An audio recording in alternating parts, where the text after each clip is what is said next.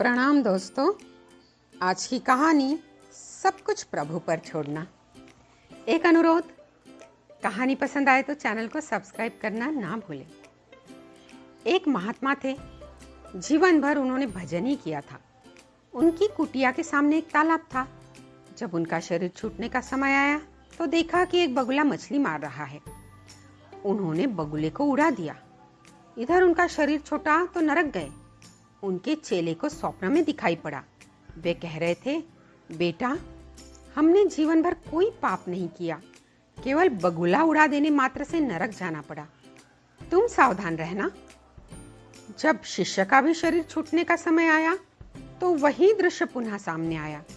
बगुला मछली पकड़ रहा था। गुरु का निर्देश मानकर उसने बगुले को नहीं उड़ाया। मरने पर वह भी नरक जाने लगा तो गुरु भाई को आकाशवाणी मिली कि गुरुजी ने बगला उड़ाया था इसीलिए नरक गए। हमने नहीं उड़ाया इसलिए हम नरक जा रहे हैं, तुम बचना। गुरु भाई का शरीर छूटने का समय आया तो संयोग से पुनः बगला मछली मारता दिखाई पड़ा। गुरु भाई ने भगवान को प्रणाम किया कि हे भगवान, आप ही मछली में हो और आप ही बगले में भी। हमें नहीं मालूम कि क्या झूठ है क्या सच है, कौन पाप है कौन पुण्य। आप अपनी व्यवस्था देखिए, मुझे तो आपके चिंतन की डोरी से प्रयोजन है। वह शरीर छूटने पर प्रभु के धाम गया। नारद जी ने भगवान से पूछा, भगवान, अंततः वे नरक क्यों गए? महात्मा जी ने बगला उड़ाकर कोई पाप तो नहीं किया। उन्होंने बताया, नारद, उस दिन बगले को भोजन नहीं मिला था और बगुले का भोजन वही था। उन्होंने उसे उड़ा दिया। भूख से छटपटाकर बगला मर गया, अतः पाप हुआ, इसलिए नरक गए। नारद ने पूछा, दूसरे ने तो नहीं उड़ाया, वह क्यों नरक गया?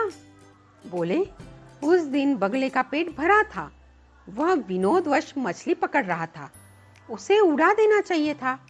शिष्य से भूल हुई, इसी पाप से वह नरक गया। नारद ने पूछा, और तीसरा? भगवान ने कहा, तीसरा अपने भजन में लगा रह गया, सारी जिम्मेदारी हमारे ऊपर सौंप दी। जैसी होनी थी वह हुई, किंतु मुझसे संबंध जोड़े रह जाने के कारण मेरे ही चिंतन के प्रभाव से वह मेरे धाम को प्राप्त हुआ।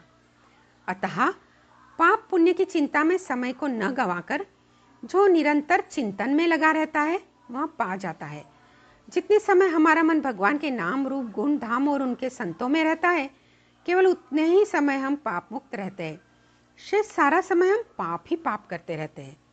संत महात्मा समझाते हैं कि भजन सिमरन के अतिरिक्त जो कुछ भी किया जाता है वह इसी लोक में बांध कर रखने वाला है, जिसमें खान पान सभी कुछ आ जाता है। पाप पुण्य दोनों बंधनकारी है। इन दोनों को छोड़कर जो भक्ति वाला कर्म है, अर्थात मन को निरंतर भगवान में रखे, तो पाप पुण्य दोनों भगवान को अर्पित हो जाएंगे। भगवान केवल मन की क्रिया ही देखेंगे। इसका मन तो मुझ में था, इसने कुछ किया ही नहीं। यह भक्ति ही भव बंधन काटने वाली है। कहानी सुनने के लिए आपका धन्यवाद।